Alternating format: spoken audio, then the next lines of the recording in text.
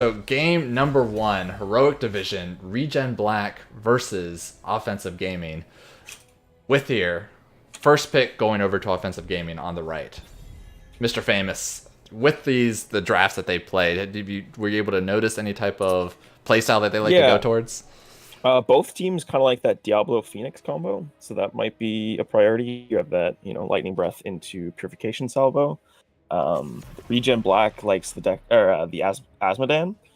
We didn't really see that much play from Asmo on offensive side, so we might see that banned out. Um, Big priority into Deckard Kane for Regen Black as well, so we might see that removed. But other than that, fairly standard drafting from both sides. Yeah, and like we actually were, I know me and you were talking this off kind of all stream, but having the Maiev come into play for Regen Black, whether that was going to go. But they're actually deciding to ban it out. And Yeah, vice versa, going Offensive Gaming, taking out the Kerrigan, and actually the Hanzo, which I'm actually quite surprised about for this map. yeah. Hanzo is Penguin's most played hero, I believe. Oh, maybe. So that must be a target ban. Yep, sounds like it. And then also, like, getting rid of the Diablo. Both teams like to play it, so I figure neither team gets it. Yeah, But I think they're both teams' second priority is Murden, so we might see that here in this next rotation. yeah, Mephisto bringing out one of the newer heroes that aren't played too often still. I think Yeah. everybody's still kind of figuring out where he goes, but we'll have to see how he fits in this game. What's your view of Mephisto? I'm not sold yet. I mean, it comes down to the player. Like, I've gone against some really, really good Mephistos that seem like they are just nuking me and I can never get to kill them, and then really bad Mephistos that don't seem like they do anything. But like you said here, there's the Murden coming out for Offensive Gaming, being their kind of their second pick. And actually the White You have Man. that Yrel Tyrande as well on the other side, so lots of armor potential from that, both the spell shield healing from Tyrande and that 25 armor now from Yrel, as it was nerfed 2 days ago, I believe, Yeah. from 35 to 25. And showing these two, the combo of Yrel Tyrande, actually does lead itself into the possibility of having that double support and maybe not even like the typical main tank that we would see, like having a Blaze main tank. Well, never mind now since it's banned. But the Yrel Tyrande starts off that type of strategy of having a non-standard main tank. Yeah, it really pairs well into that double support, particularly that Zool composition. Tyrande, just Lunar Flare on top of that Bone Prism really adds a lot. And then Toronto double support is really strong, and Yrel's added armor can really lend itself to a hyper carry or one of those off tanks fulfilling the main tank role. Yeah, so Offensive Gaming getting rid of at least one of the hyper carries with the Rainer, but we're not even going to see that. I mean, they still could do the double support, I guess, since they've only picked up the Nubrak and Jaina. I hope not, Yeah, just because not they with don't the have Jaina. that. Yeah, exactly. But I mean, I guess you could get away with it. She's an interesting one. She can kind of carry, but I've never really seen hyper carry Jaina before. With No, yeah. Medivh before, It's just not enough. It's not enough consistent damage yeah. from Jaina. Like you have the Blizzard. I mean, you have machine gun build with the frost bolts, but probably just not enough. Very amazing. So they get there, the auto attacker, somebody that Yeah. can burst, combo with the Mephisto. So Mephisto jumps in, Greymane can jump in, try to get some finishing kills. I'm actually interested in the Leoric. Leoric doesn't pair the best with the Nubarak, doesn't have a high health pool to heal off of. He can do okay against Yrel. It's kind of a skill matchup. Yeah. But he lends himself to a lot of poke. We do see Cassia coming out as the last pick. So blind potential for Greymane and a little bit of that Leoric damage as well. So the comp, actually, honestly, both comps pretty meta. Yeah, pretty, I was gonna say. pretty typical meta. I mean, I don't think there's anything Other too than wild the here. Mephisto is kind of the outlier for me. But even the Mephisto's not even that crazy, really. Yeah, it's kind of like he's almost like a Zeratul mage type deal. He comes Yeah, in, does his damage, exactly. gets back out as long as he can get away. But I feel like what we're probably really going to see here a lot is when the Mephisto does his shade in, then we're probably going to see the Anubrak and the Tyrande dive to where his shade location is and try to burst him through that. Ooh, true. They have a huge CC train for that shade. Yeah, especially two That's people good. that have long range. Like Anubrak can immediately burrow onto shade range. Tyrande can lunar flare into shade range. So they'll probably gonna be Regen Black is probably gonna be looking to exploit that knowledge. For sure. White Main's gonna have access to that cleanse on 7, so hopefully she takes that. That's true. Yeah, and White Man's one of the best burst healing as opposed Yeah. to what some other people might argue, Bobo. but I don't know if he's watching. Well, the Scarlet Aegis on 10 is actually insane. And then when she gets her heal or her damage spells out, she's pretty insane for burst protection. So, us being third party, we don't know the players. Let's say take away the players, take away their ranking. These two teams, who would you give the draft to? On Volskaya, I don't think there's an opportunity for the like Nubarak split pushing style kind of thing where you try to out macro your team. That being said, I think the Mephisto is pretty exploitable with that dive heavy Urel and Nubarak, and then follow up the Tronda Lunar Flare. So I'm gonna go with ReGen's draft actually. All right. Well, then with that, we might as well just introduce ReGen Black here. So we got Camille on the Nubarak, Penguin on the Jaina, Gofty on the Cassia, Gatsby on the Tronda, and Buns on that Urel. And for offensive gaming in red, we have Whitemane played by Lightinex, Fuelstar playing Greymane, Silthrinit on the Mephisto, Frank Jukes on Leoric, and Exalted One on Muradin. And I apologize to anybody watching. I'm getting a little bit of stuttering. I'm not really sure why. So I apologize if you are seeing that on the stream. Hopefully that buffs out. Yeah. You see some accidental hearthing going out from GoFi. Start the game. Quote unquote accidental. Yeah. But we have, so I like this. So they're actually choosing, offensive game is actually choosing not really to fight right off the bat, make sure they can push out both lanes, but we're going to have a invade onto ReGen Black, immediately picking up Fuelstar on that Greymane. Might pick up the Whitemane, but not quite. Yeah, maybe. We're seeing that burst potential just right away. So much damage so quick. Yeah, Slytherin's going to try to get some poke damage in, but make sure he just scares them away. Slithers right in. I think offensive game probably wasn't expecting how fast ReGen Black could rotate up there, because they cleared the wave pretty quick and were backing up, but they still had to get a little bit caught out. Yeah, you do have a lot of wave clear from Penguin just with one of those blizzards, and then Camille's the distance to travel between lanes is so short that the burrow charge can really punish that. Exalted One's getting very low here. He's gonna have to dwarf toss out, and Healing Pulse goes over. And this is kind of what we were talking about during the draft when we were talking about the map picks. Is this Towers of Doom with the rotations here? We see ReGen Black, utilizing that immediate rotation to the ReGen camp, and they cleared that so quick. Honestly, yeah, that was wild. Honestly, yeah, the Hunter's Mark probably really helped that out. Yeah, and the Cassia. We do see the turret camp started from Fuelstar and Lightinex. Camille is scouting that out, but will be forced back by Frank Jukes. Yeah, well, the burrow charge. Yep, okay. Beetle tanks that. Feels bad for Exalted One. He's just trying to get those stacks, man. Early game Muradin, you're just like, I just want to Stormbolt people. Hopefully my team can follow up, but really I just want the stacks, and that Beetle soaks it up. Yeah, he did go perfect Storm too, so he is looking for as many Qs as possible. Yeah, looking at these level 1s. Ooh, Lightinex. Burrow charge invade. One stun out. Yeah. I like it. They B-step right in bidding. You might be able to B-step back when they miss. But are they going to be able to catch Exalted One? It's hard to kill a Muradin. Probably not. We do have a Q build coming out from Mephisto. I have not seen that played at all. Yeah, I'm actually quite surprised by that. I think usually it's the shield at level 4, so that way you can be a little bit more kind of like aggressive with it. Or if you get dove on, you get shielding when you come back to your shade. So we'll see if he gets punished for that. I think it was the part of his kit that was nerfed the most, the shield portion. Yeah, technically it was. Yeah, I don't know. Yeah, I haven't seen the Q build, so I'm interested to see how that works out. We do have our camps being captured by both sides. GoatFi's waiting on his, letting the lane push out, so hopefully their camp will meet the other camp underneath towers for free clear and the next push. It's really smart. Very smart. Knowing, especially that the first couple seconds of this Punisher doesn't really mean anything. Nobody's actually gotten control of the point to actually start their ticking. So it hurts them pretty much nothing by waiting a little bit. So we already see Slytherin using that poke style Zeratul thing like we were talking about. Teleports in, uses his W, gets a little bit of damage on the rest of the team, and is right out of there.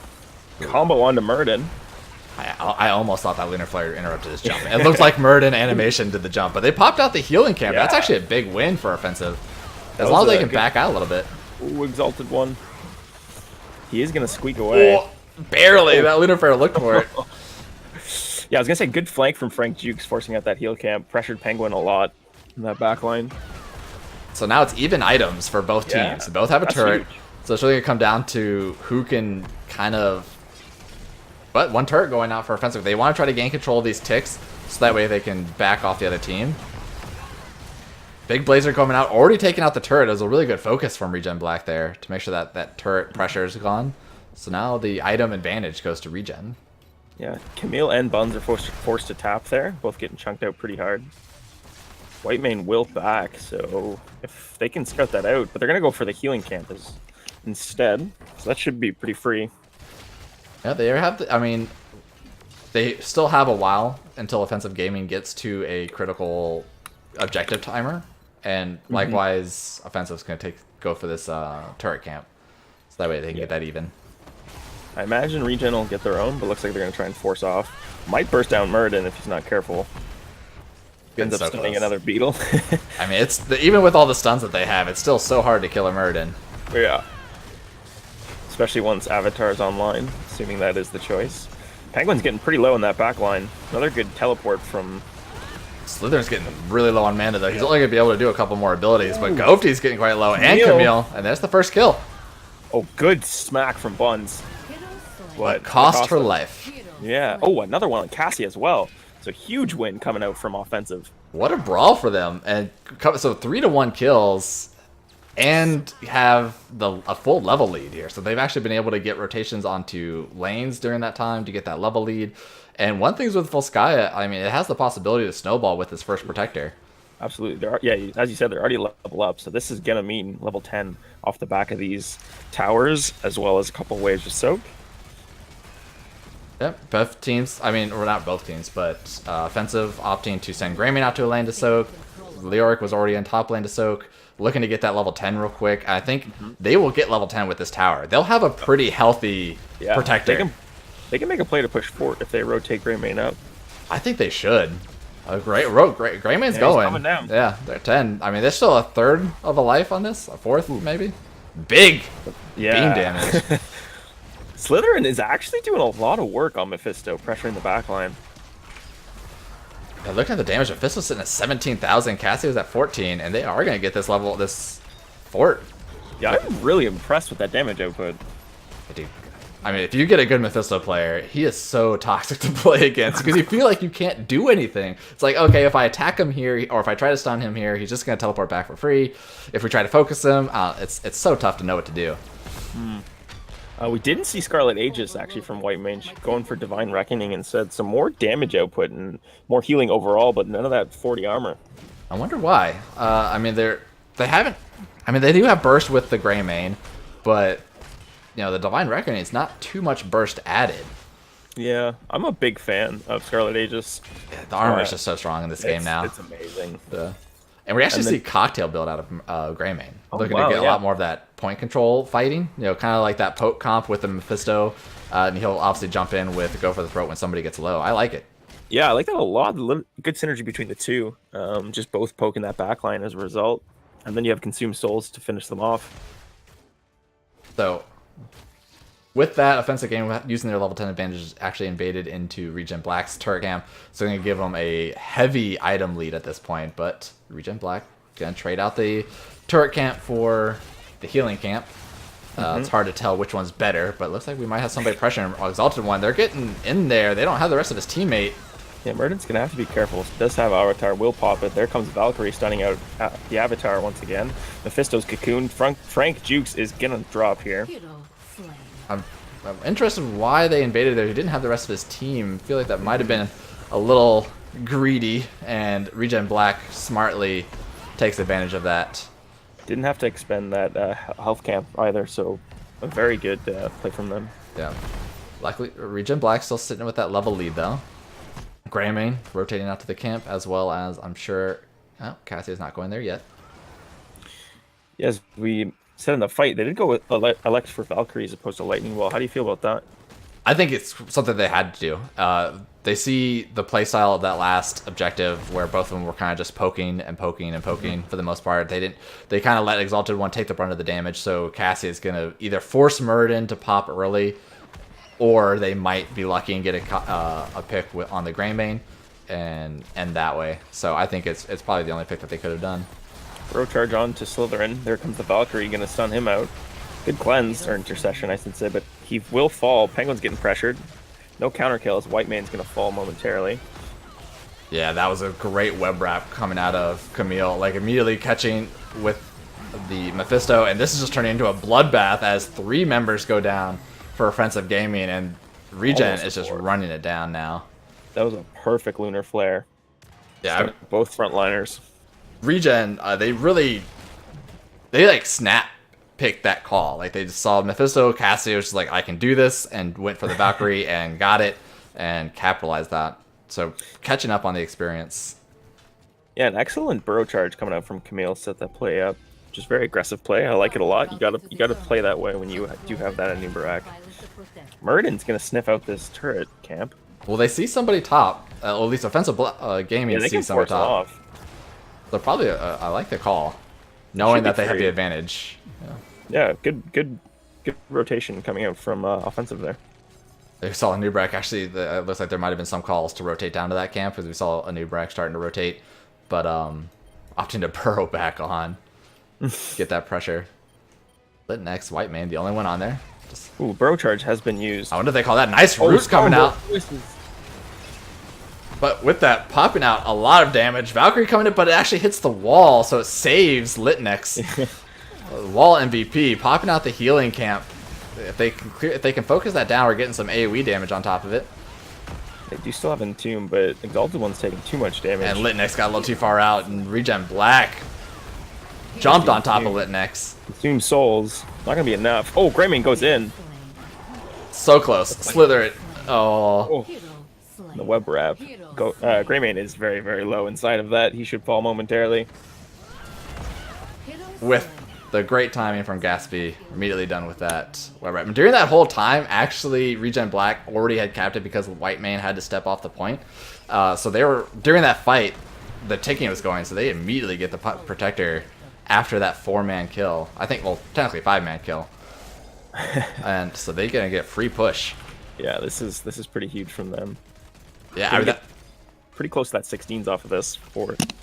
Yeah, it's actually so drastically 180'd here of the advantage of the map, where Offensive Gaming had from the 10 level advantage, and now ReGen Black sitting with the almost 2 level advantage, and the Protector. A couple of team fights have just gone so much more favorably for ReGen.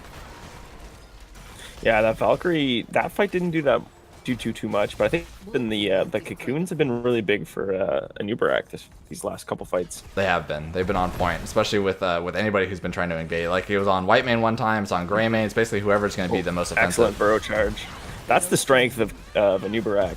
Just dropping those beetles underneath towers and forts lets you tank and make those aggressive plays. So powerful.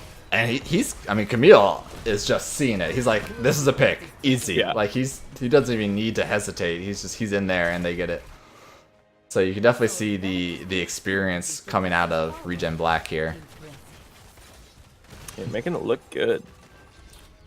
Level of 16 is probably going to opt to take pretty much every camp on the map right now, where Offensive Gaming needs to. So sitting here on Volskaya and Industries, a lot of people and pros will complain that it's kind of a snowballing map. In your plans, what would you say Offensive Gaming probably needs to do here to try to kind of come back into this regain composure? Well, they're about to be invaded. Hopefully get out of this one, soak 16s, and then try and force a fight. Maybe force response on bottom fort. Just start pushing and try and force a team fight before 20. Yeah, I would say that I probably, I mean, they have a Greymane, and Greymane is probably one of the best PvE pushers in the game.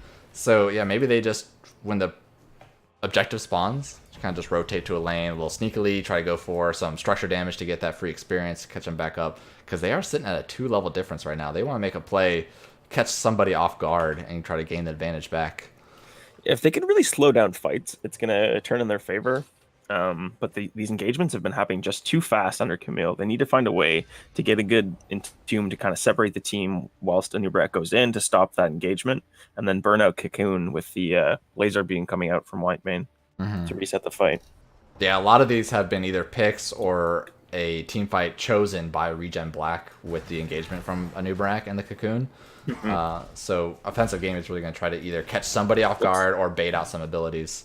Well, they're going to try for a gank on Leoric, but he is Leo, so... It's pretty hard to gank Leo. Yeah. I thought they were going to actually try and get some structure damage on bottom. I would have preferred that. Just take a tower and back away, force your opponent down, and then just retreat back to your front wall, go back top, get soaked there. Just try and get as close to 20 as possible. Yeah, I would have agreed. Push into that one. You probably would have been able to get one turret, and then exactly, yeah. maybe two, and then rotate out. But probably just didn't want to risk too much. So one thing I'll have to mention here, so it's kind of interesting what ReGen Black's doing right now. They're purposely not showing. I think a new might have just showed on that wave, but so they're purposely not showing on the map, which leads offensive gaming to have to wonder where they are, even though they just saw that Tyrande owl, knowing that they came from that bottom fort. Yeah, but that's a lot of things that some of the other teams can learn from. Is playing around with vision control is such a huge factor when it comes down to professional play, or like even when you get to more of the high end play. Absolutely, vision is literally everything in this game. Yeah, and not giving your other team free vision is so important. Yeah, even if you're like middle of a team fight, just being able to shark around the side of a bush or the side of a structure, or a little bit of geography, like one of these little, I don't even know what they are, metal things in the middle of Volskaya, lets you kind of just flank around as an assassin to put some damage in the backline and then kind of retreat. Things like that are just really simple tricks that'll really help you out. Yeah, so I mean, with knowing that ReGen Black is so close to 20, they're opting not to fight at all. I think finally, offensive gaming, they're getting the things like, hey, we need to fight before 20, we need to fight before 20, and now they're pushing off the point. Going to push this fort with the minion wave, maybe invade into the camp before ReGen Black gets 20. But they're getting awfully close with that Urel. Yeah.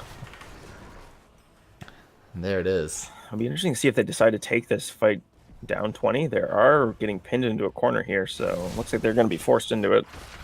Ooh, we got turret one going down. Wintermute with the...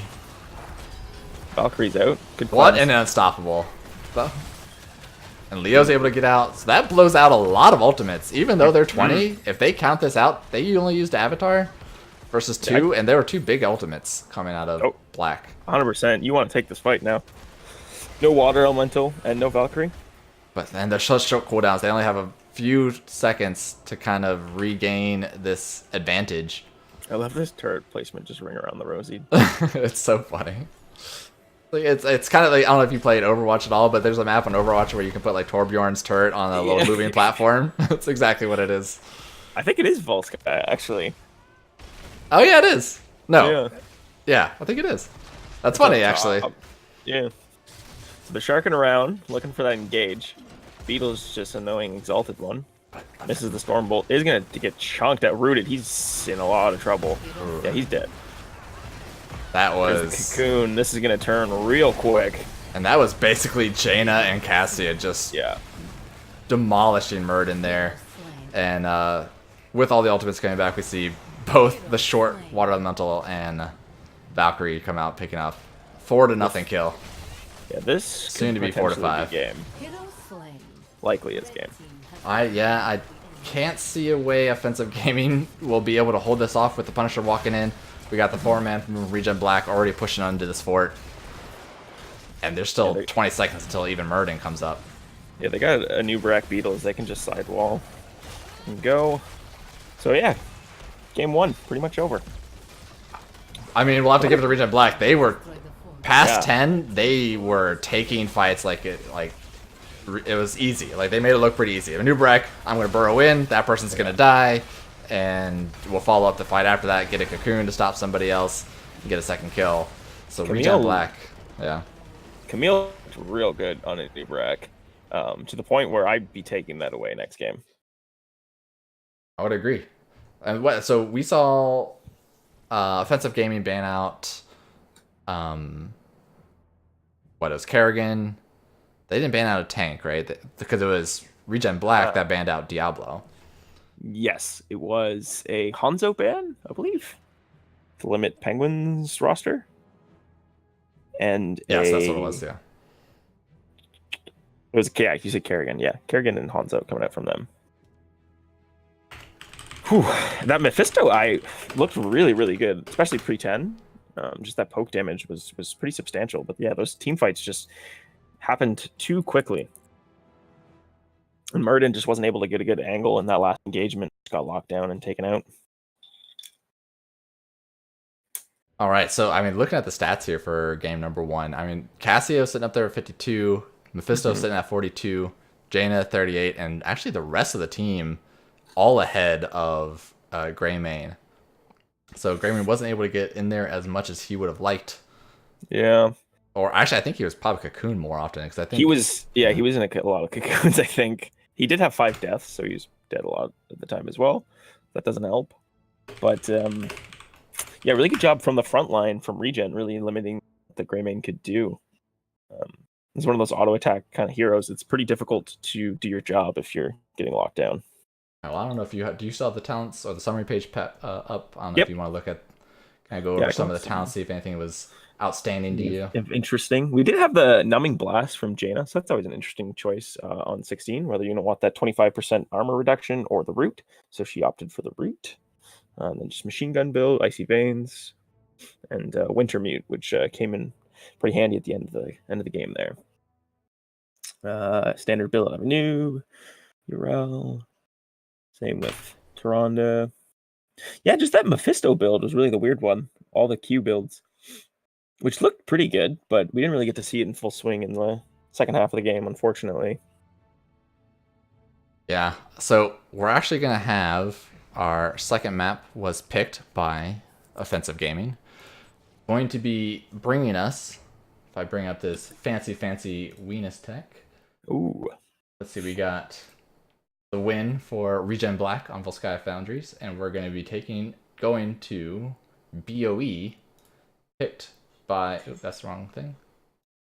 Wrong thing. There we go. Picked by Offensive Gaming here. Always another kind of fun map, or has different strategies of, you know, kind of what your how you want to play the map, whether you want to race, whether you want to kind of just full on attack, where you have like a pick comp or I forget what it's called. You have like a race comp and scaling comp. Yep. I used to like despise Battlefield Eternity, curse the 2-lane maps, but it's really grown on me recently. Just I think from HGC more than anything, watching how the pros kind of play the map. Like the little area between the immortals, you got the 4 rocks. Yeah. I call that like the pocket. So if you get like a Hanzo or Li Ming or Sergeant Hammer, or kind of like the 3, and you get them posted up in there, they can get free poke onto your opponent's immortal while being close enough to the rest of your team to kind of back up to your own immortal to defend it. So I think it's kind of like this interesting tug of war that develops between teams trying to control that space. Yeah, I agree, and that's where we saw. Yeah, we like you said, we saw a lot of the hammer comps where they can kind of just protect that little circle. I actually kind of was always interested on watching the teams that were able to pull out the Abathur when going to BOE, because it's to me it's very tough to kind of get those rotations on that map, because you want to be aggressive onto the objective if you're losing, or you want to be defending, and then Abathur there, basically tells his team, we're pretty much always going to defend. I'm going to get us experience. You guys just don't die. And when the opposite team is able to kind of capitalize on that is, whether they decide to send somebody off to a lane to get soak or to be just fully on aggressive, always interested me. Yeah, I'm a big fan of Abathur, one of my favorite heroes, and it's always been interesting to me. Battlefield Eternity was never a standout map for me for Abathur, but yeah, when you see professional teams specifically get really big value out of Abathur there, I guess it's kind of skirmish heavy, so you can get a lot of value out of the healing capabilities of Abathur, and that poke damage. But yeah, kind of tricky for sure because one less body. All right. So we're just waiting for the other team to be ready. We got everybody in the lobby. Yes, we saw a ban from offensive last game onto Hanzo, but given Battlefield Eternity, I expect that would be the reverse. ReGen Black is gonna have first pick this time. So geez, yeah, no, you're right. Offensive might still want to ban out Hanzo. 100%. Yeah. He is so good on this map.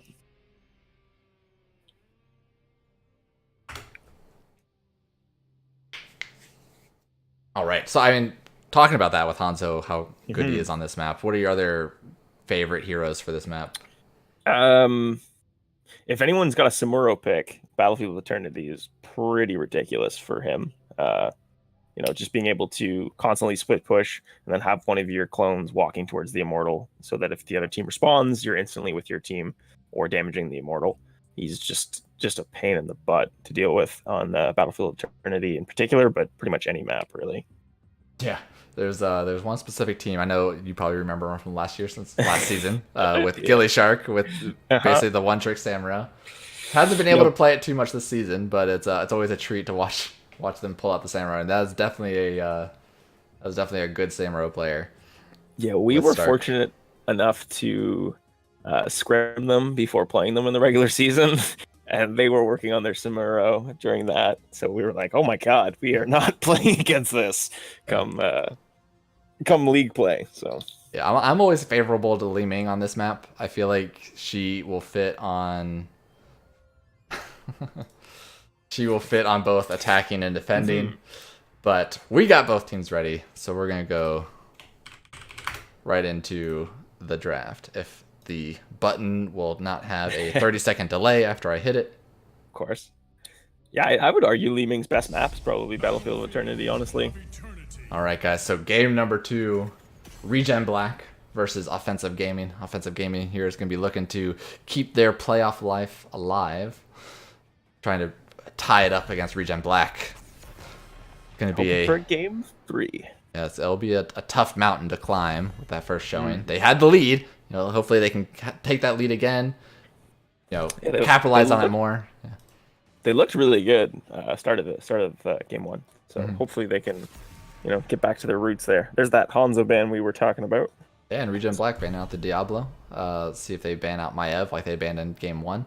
Not I her, expect- not her best map, but if a player plays Maev and she's good at it, Mhm. then it can always be scary. Yeah, Maiev around your own immortal can be particularly intimidating just because of the stun circles. Yeah, I mean, yeah, that's true. I wonder if anybody they do ban Maev. I wonder if anybody's gonna pick out the Alarak here. Alaric's always fun too. Yeah, being able to telekinesis somebody into a stun circle is like it's like you feel like a Jedi. Yeah, or Sith maybe a little bit of red and I guess yeah. evilness. Sith is probably a more accurate description. There's that Yrel ban. Okay, so yeah, Yrel was played fairly well last game, so we won't be seeing that for Buns. And there's the white main stolen away. I mean, so last game they went for the offlane and Anubarak early. I think it was Toronto first. Toronto, Edition. so yeah, Toronto Urel. You're right. And there's Liming. I like it. You're right. Raynor and Liming both giving good poke, standard Yeah. damage. Raynor has decent race. They've given up a lot of information They at the start of did. the draft, though, giving both their DPS. That's basically telling their hand, honestly, Yeah. which is not like I don't know if I like it. that. Yeah, the same. But at least they'll have the Liming this time yeah, for web wrap. Absolutely, and they're both strong picks. Don't get me wrong. It's just I don't know, maybe a little early for the Raynor for my taking. It's basically saying here, figure out how to counter this. Is basically what Yeah. Offensive Gaming said. And I'm assuming this is going to be a double support. If not, they're absolutely out of their mind picking Vala into Li Ming. I feel like Vala, to me, Vala is usually one that can outskill a Li Ming just because Li Ming Yeah. has skill shots that are way more telegraphed. Vala, Okay. with the faster run speed that she gets and her dash, to me, more often than not, a Vala will easily beat out a Li Ming unless the Vala is stun locked first. But yeah, but Offensive seeing that as well, trying to get out at least one of the double support options. Yeah, I mean, we'll see how the matchup plays out. I mean, Vala's strong on Battlefield Eternity because that Hungering Arrow build that we'll likely see comes online around 7. But yeah, I don't know. I mean, I'd be more tentative personally to pick the Vala just because there's lack of vision. There's lots of places Li Ming can get some sneaky shots off, and like you said, there could be some stun chains to just set up for Li Ming. So why do you think? Jojo, I don't know. Regen banned out JoJo. Blinds, actually, maybe. Yeah, but she's ability. I mean, for this map specifically, she's Yeah, mostly true, ability true. damage. Yeah, I don't. I don't know. Johanna wasn't. They're actually. You know what? No, that's Frank Juke's third most played tank. So Muradin and Diablo have been removed. So Johanna would be his next pick. So I guess that's what. Oh, yeah. So they're basically trying to, Spirit Pool limitation. yeah. And So we have an Ana. yeah, that is quite interesting. I like it, but again, I wouldn't have shown it there. If you were gonna go for the Ana, I would have picked it up as last pick because I think would have been a response to double support. Just be able to anti-heal the target, kill target, as well as double support doesn't really have pressure onto the backline typically. So Ana's like really safe against it, but they've opted to go to Greymane, who has a ton of dive, and Sonya, who has a ton of dive. Yeah. So really punishing that Ana pick, but Arthas is a good response into both of those picks. I really like the Arthas pick. I agree 100% with what you were saying about Ana. She's great into double support. Maybe that's what they were thinking. But maybe they were like they were saying, okay, well, we can either pick Arthas here or maybe not Arthas, because Arthas is still good against Spala as well. But like probably figuring out which one's a higher priority of showing, not showing. So I'm going to bring this back to maybe picking up that Reyna early on. It's kind of locking them into a draft and not being as flexible just because you picked up both your damages at the start of the draft. Yeah, because I mean, if we think about it, if they had picked Li Ming and Muradin, because Muradin was available at that time, then they might have, maybe the draft was swung a little bit more flowing for counters and non-counters. But we'll have to see how it plays out. I still like offensive gaming's draft completely, because like we'll have early game ETC probably, Arthas in the offlane for a little bit. I imagine we're probably going to be seeing a stage dive. ETC will probably rotate to the offlane once he hits level 7. Arthas in the main tank side. But we'll have to see how it plays out in game number 2 of ReGen Black versus Offensive Gaming. We got ReGen Black on the blue team, Gofty on that gray main, Gatsby on the white main, Camille on the Muradin, Penguin on the Vala, and Buns going to the top lane with Sonya. And for Offensive Gaming in the off lane to start, at least, is Frank Jukes on Arthas. We got ETC played by Fuel Star, Litinix on Ana, Slytherin, as we've been calling him. On the main I have been saying that. I love it, so I'm rocking it. And then Exalted One's going to be on that Rainer this time. Yeah. So, level 1 talents, already going into that Hungering Arrow build for the Vala, as expected. Going to Viciousness for the Grammy, which I think is probably the better pick. Opted not to go for the block on Sonya, which is quite surprising to me, especially against an Arthas and the Rainer. Yeah. That is interesting. I like this rotation from ReGen. Sending Greymane up top, not really showing up from either team yet, just in case Arthas steps out too far. He won't be able to get kill pressure, but can definitely chunk out Frank Jukes. Yeah, I'll keep him off. I think the goal there is to try to make him use the well early, or just push, knowing that Arthas doesn't have the best defense. Oh wow. Yeah, they're just getting a lot of value. Wow, yeah. That's a heads-up play. Yeah, I mean, Vala created enough wave clear on bottom where they weren't really pressured getting this 2-3 in. It definitely was not expected by Offensive Gaming, so that was...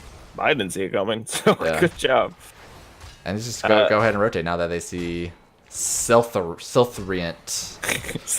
I feel like Slytherin's better. Yeah. I'm just going to say it. I don't care. he might need a name change. That's okay. We did see Force Armor coming out from Li Ming to negate some of that Hungering Arrow damage. It's an interesting pickup there. Make sure that she could probably duel a little bit better if Sonya comes up to her. And Eternal Hunger from Arthas, so no block from him either. One to straight bruiser build. He's gonna just try to walk up to people. We're seeing this little scuffle over this top Mercs. Nice combo onto Gofty from Slytherin. That's gonna be too hard to say that. I'm sorry, Slytherin. If you rewatch this video, I'm gonna say your name wrong the whole time. But Fuel Star's sitting here in the bush, looking to opt to get if he catches anybody. But I'm gonna give it over to Offensive Gaming. Yeah, thanks. No sprays or anything. Well, so yeah, top camp picked up. Bottom camp will be the response from ReGen. Yeah, ETC just floated back down, so 3v3 again. Yeah, these rotations they're definitely a heads up from both teams. Kind of being pretty passive. Nobody's really forcing anything too hard. Yeah, Li Ming is actually allowing us a little bit of pressure onto that front wall top now. So kind of a reverse in the winning situation up there.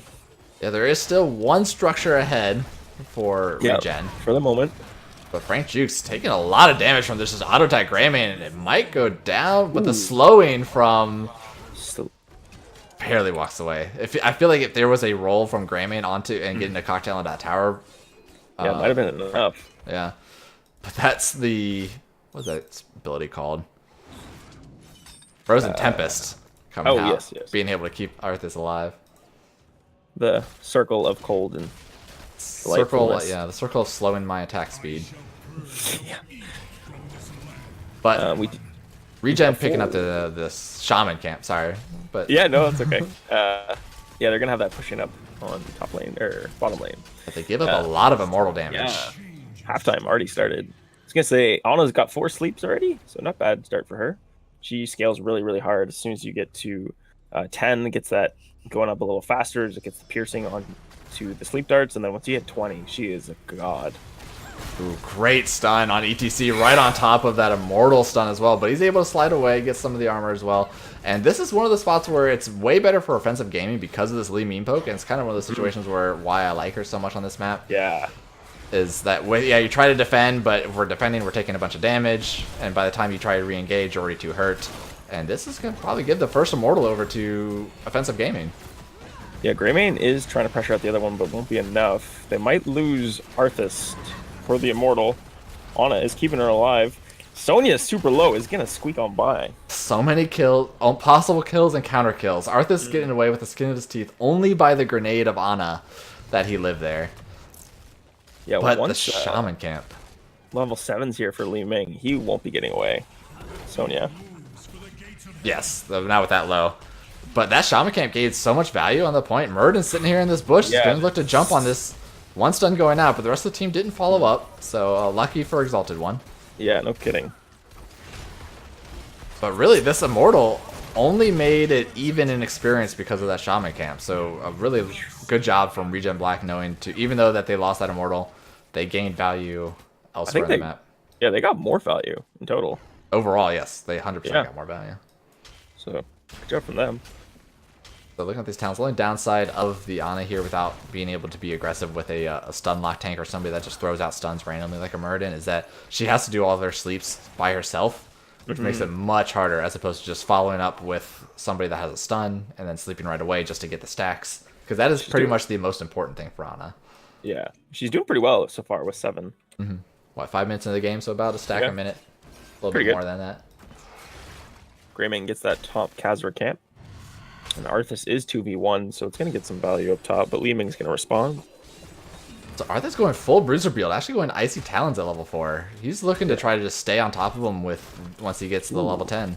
He's got a Rune Tap out there as well. Don't see that too often. Yeah, basically he's saying, I'm just going to sit on top of Greymane, is what he's saying. Like, I don't care what you guys do, but I'm sitting on top of Greymane. Yeah. ETC did not go for Echo Pedal, so his split pushing style stage dive is going to be a lot weaker. He probably might not be going for stage dive at all. Arthur's getting really low up top. He might fall here. Slytherin was trying to look for the counter kill on Gofty. He was trying to get that flank, because I think the towers were on top of the Greymane there. Not able to get it out. Nice rotation from the Muradin. In the bottom. So overall, looks like Rainer's going to head towards his shaman camp. Overall, the damage, you know, Li Ming's sitting at 13,000, Vala's sitting at that 9,000. So, you know, looking at her stacks, she's only at 7 stacks of the Hungering Arrow. Oh, wow, yeah. It can be kind of tricky, though. So this aggressive, I mean, right in the very beginning, ReGen Black poked on the Immortal and immediately backed up. I guess they didn't see anybody on the map, so they figured they're probably going for the Shaman camp, saying, okay, well, let's just delay. We're already a level ahead on experience. Let's try to get level 10. We can delay enough since we have protective positioning. I really like that play from offensive game, especially since ETC is not going to have the... Oh, Lintenex. They don't engage on it. But all 5 members are here. Yeah, they're going to hurt. Oh, yeah, Frank Jukes should fall here. It's a lot of burst damage. And that's even pre-Curse Bullet from GoFi. Yeah, that will be looking scarier in the later games if he's in another position like that. He'll die even faster. Ana will be able to get a cleanse come 13, I believe. Yes. That will help out with some of that lockdown. Wait, who took out that shaman camp? Oh, I guess they during that team fight. I guess they took out the shaman camp right away because it was top lane. Yeah, a little collateral damage. Full level ahead for Yeah. ReGen. They're rounding that 10 pretty soon here, so they're gonna be able to look for that immortal. They should be able to get it with this bottom wave. There it is. Right on to Ana. Misses the Storm Bolt. That was a close call for Ana. This time we are getting the Scarlet Aegis, getting the leap, Ooh. and go for the throat. So they're going to be looking to jump on top of Ana. Camille is teasing Haymaker. We'll go for it. Teasing Haymaker. The dream. The dream. Leap Haymaker. That'd be pretty spicy. Is that... I feel like that's almost counter synergy. Like, I stun here, I'm Sonya, I'm in their back line, you hammer my person away. I think you Haymaker the tank out and then have Sonya and you dive the back line. I can see that, I can see that. That's how I'd play it at least. But yeah, free Immortal pickup essentially. But here comes the 10s. They're gonna have a rebuttal. Trying to block off this little bit of damage, only 100 health left on this Immortal, and actually Syndragosa coming out for the slides. Oh, with the Hyperion, I guess is what they're looking for a combo with that. But everybody kind of just odds to just walk away. Yeah, Li Ming was nanoed in that fight as well, so they burned all of their heroics minus Mosh Pit. Yeah, so they're kind of looking for a full team fight here. They got Hyperion with Syndragosa, Slows with Ace in the Hole, and the Mosh Pit. They were trying to just win with that 5-man Mosh. Li Ming here is going to try to get some poke damage. But Frank Jukes might have gotten jebaited by his own team. Yeah. No army to dead. He is dead. With the final jump from Camille to secure that kill. But do they get the counter kill on Buns? Ooh, yes, they nice do. Snipe. Got him. Slytherin. The long range magic missiles. I like it. Doesn't need Mirror Ball to get some nice flank kills just yet. So 1 for 1. A full... pretty healthy Immortal still, so they will definitely get this keep wall. Don't think they'll be able to get keep, though. Yeah, it looks like they're already going to posture to back up. Yeah. So they're not too far behind yet. No, I mean, there's no keep down. We're still even talent tiers. We haven't really had the fight, again, kind of the same as game 1, where offensive gaming is really going to want to look for a fight on their terms, as opposed to being on the defensive. They need to be offensive gaming. Ah, got him. I figured you were trying to go for that joke too. I was gonna say offensive gaming has a lot of really I'm gonna say like Hail Mary type play potential. You know, they got some Syndragosa to make a big play. They got Mosh Pit and they got Li Ming Nano Boost. So they have a lot of ways to just snowball fights. And ReGen Black again. Playing defensive until they get that talent tier advantage. We had Greymane rotate up top, getting the camp. We're getting siege pressure where they see members down. Nice wave of force will keep himself alive from Camille there. Good play. I was going to say they could have just Syndragosa on bottom and just take this, but they don't even need to. Yeah, especially since they saw Murd in top. Yeah, it's a trade for forts.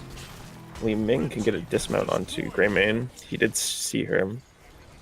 They're going to look for the Rainer first. One knockback. Stun coming out. Vala with a follow-up stun. Using up his heal. Trouble. Will pop Hyperion. I like keeping him alive for the minute, but compromising her own positioning. God, how is Exalted One still alive? There it is. Yeah. Mosh Pit going on the back line. Nano Boost is out. If he gets the reset, there's 1-2. Can he get more? He's still got full health, full mana heal. We got Lightning is still alive as well. One slide coming out to try to delay Buns from spinning. Penguin is out of mana. A sleep on Buns might be enough to get the kill. That was back away. Turned quickly, and they didn't actually lose top 4. That's true. It's technically a win.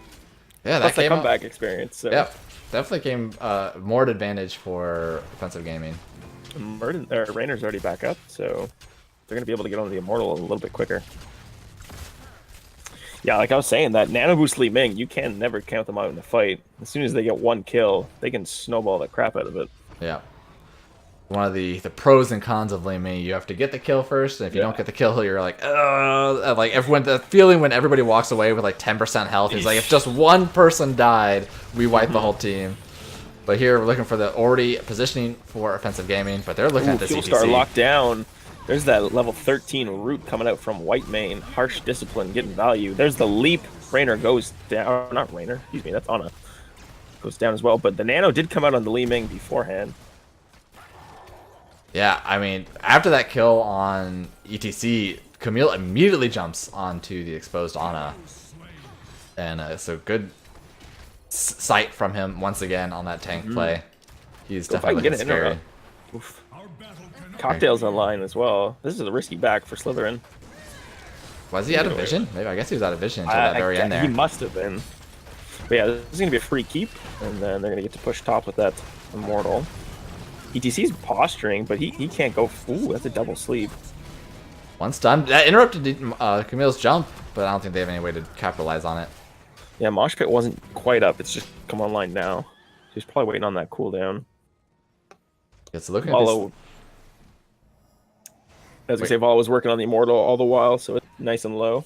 Especially now that she's finished her level 4 quest. I just noticed that ETC had just, when I picked it up during that, ETC had just picked his level 13 talent, even though they were already level 14. Look at level 16s now for ReGen Black. Aggressive flank. Camille has seen this. Big double stun. Vala getting damage on the back line. Hyperion gonna damage out the Avatar to Murden. So, tried to make a play. I like it. I mean, basically, offensive Jamie is saying we gotta do something, but now Frank Junkies is saying that he has no protection. I don't think they can retreat right now. Not with that huge root from White Mane. Immediately jump onto Lightnex. And what a play for them. Big catch off guard. Yeah, that's one of the things about White Mane. Because it's not her base kit. Once Harsh Discipline comes online, it always gets value. Because it surprises somebody. I think that one hit. It seemed like it hit 2. I know it didn't. I must have met with the Murden stun, but it looked like it hit 2 of them. Yeah, got some lockdowns for sure. He's looking for that mosh pit. Hits nobody. Instantly interrupted, and he's going to die for it. Yeah, unfortunately with that, I think with the Greymane pushing the 5 members alive and the Immortal, they're going to be looking to end here. There goes Arthas at the end. Available.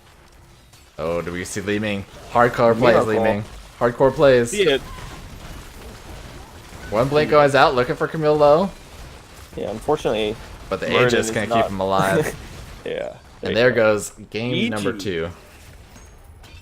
That's our series. Not bad. Some good plays coming up from both teams. Yeah, definitely a good showing from ReGen Black, being the top seed here. Picking that up pretty smoothly for them. They had, you know, they were fighting a little bit. I mean, they had to claw back in the early game, you know, losing on both maps, losing the first objective, but being able to rally back in the mid game. Yeah, offensive gaming definitely put up a fight. Made some plays in both games. I mean, actually, our boy Slytherin three kills, 0 deaths in that last game, and 47k damage. Will be the top damage dealer in the game. All right, well, so we'll see if somebody from ReGen Black wants to do an interview. Sounds good. Fortunately, that means for us, since we are using Discord, is we will have to do a quick swap to one of the lobbies. Oh, of course. I'll meet you there.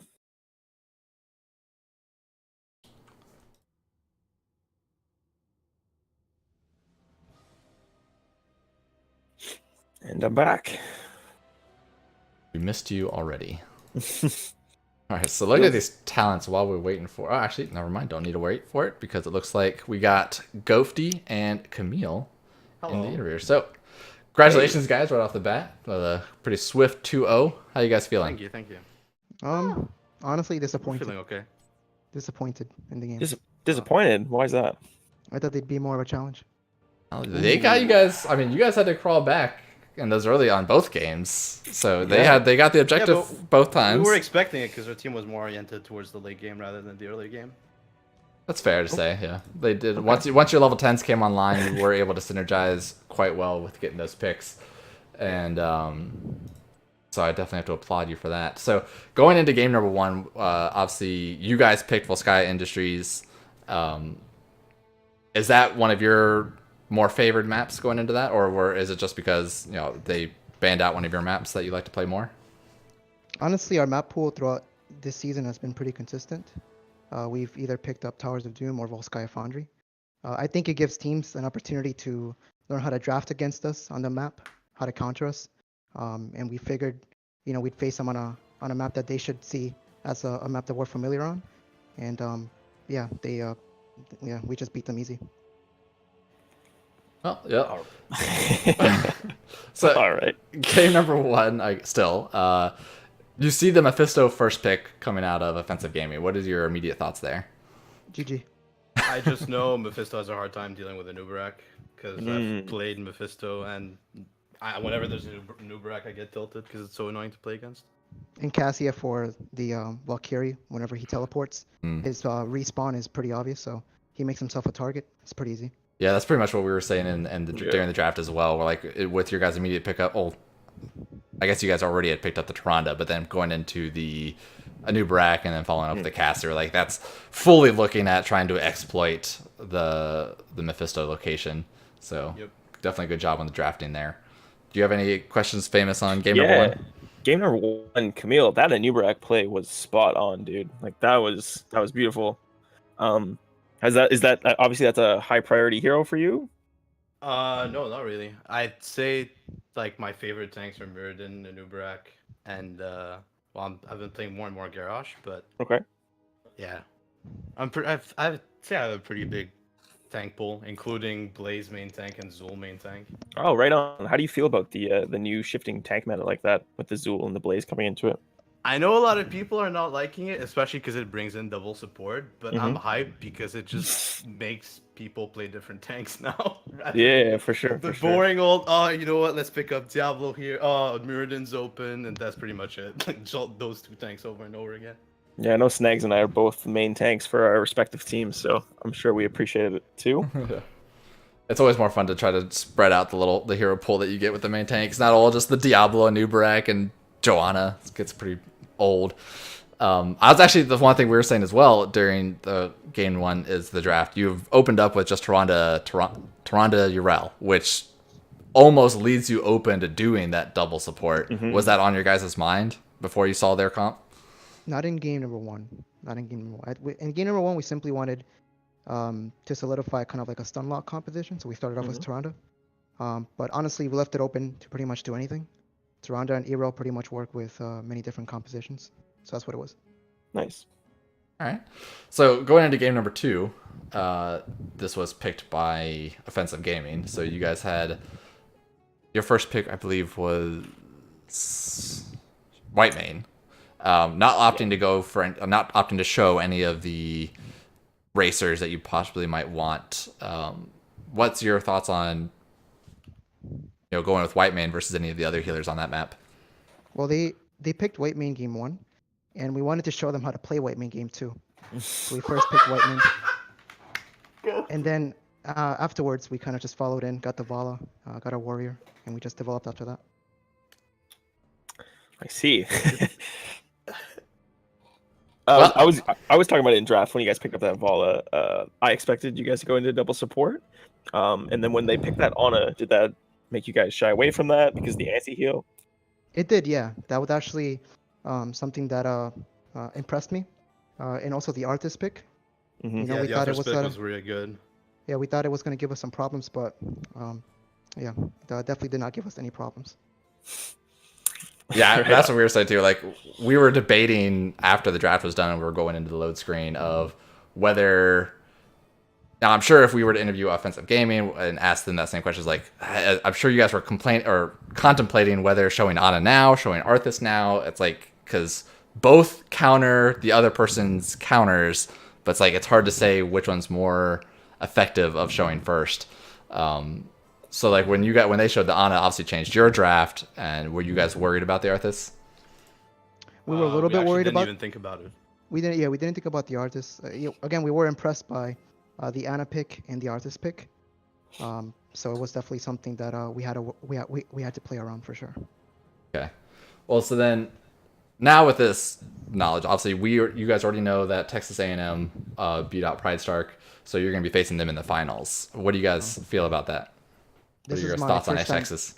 This is my first time hearing that we're facing Texas A&M. I haven't been following the playoff run, unfortunately. I'm just here to play the games, but if we are facing Texas A&M, We did play them in during the season. We played them one match. We did 2 of them. So I'm hoping that they had a chance to kind of develop as a team, and we'll have some more challenging matches in the grand finals. First, do you think there's anything you need to be looking out for against TXA that you guys might know, like that you guys faced during the season that may have given you some hard times during the games? No. No, not really. We rarely like scout the enemy team, to be honest. We just want to play the games. Yeah, I've noticed you guys banning Maev a lot. Is that just a testament to how strong you think the hero is? Do you guys not feel comfortable running it yourself? Because it seems to be a universal ban for you guys. Yeah, I think Maev is the kind of hero that changes the dynamic of a draft. In a way, if a team is able to have a good Maev player, they can kind of, I want to say, set up good team fights for the team. So we want to just deny them the opportunity of, even having a chance at getting a good Wombo team fight. So we just banned the hero altogether. We might run it in the grand finals. We're definitely not afraid to play with the hero, like play with and against the hero. So it's just something that we want to deny teams from using to set up their Wombos. Great. All right, guys. Well, I guess we'll have to say again, congratulations on the 2-0. Good luck in the finals. And for any final thoughts or shout-outs that you might have. Yeah, I have a few. First off, I want to shout out to honestly Offensive Gaming. I had fun with the trash talking, and I've honestly missed this because people, it seems, in Heroes of the Storm don't like to trash talk and everything. But it's something I missed in League whenever I used to like play League semi-competitively. Teams would trash talk each other before the games, and then after the games, it'd be GG, and it was lots of fun. And yeah, shout out to everyone who sets up Red, who sets up Scrim for us. My team, I think they played well today. I played like garbage. They carried me. And shout out to all my friends who watched the stream. That's pretty much it. Yeah, and I just want to say, shout out to any of our fans watching. I do have a couple friends watching probably the stream, and like Camille said, the trash talk, the trash talk is fun. It's definitely all fun in games. With Offensive Gaming, they did have a sub today. Well, they wanted to bring in one of their sub players, and we wanted to give them a chance to play us in a scrim beforehand so that we can kind of see where they're at as a team. But they denied us that, and I just want to say that tonight, they played the best they did, so I do appreciate them coming through. All right, guys. Well, I guess that'll be it for us. Famous, any last words from you? Yeah, just thanks to both the teams. Been a good series, lots of fun to cast. Big thanks to you, Snags. It's always fun to hop on people's streams. Really enjoyed casting with you, and hope to do so in the future. And always, shout out Twitch chat. Is there anywhere that players can people can find you? Just around NGS in general. You'll see me hopping around different casts, particularly Mongoose and Mega Man's usually who I frequent. And then you can hit me up on Twitter at famous_hots. All right, guys. Well, that's going to get the rest of us to us tonight. Finish it up to us tonight. Can't talk. Congratulations for ReGen Black on 2-0. And, good luck in the future. Thanks, you. Man. Love everyone who plays this game. All right. Good. Peace. Good night. All right, you guys have a good night.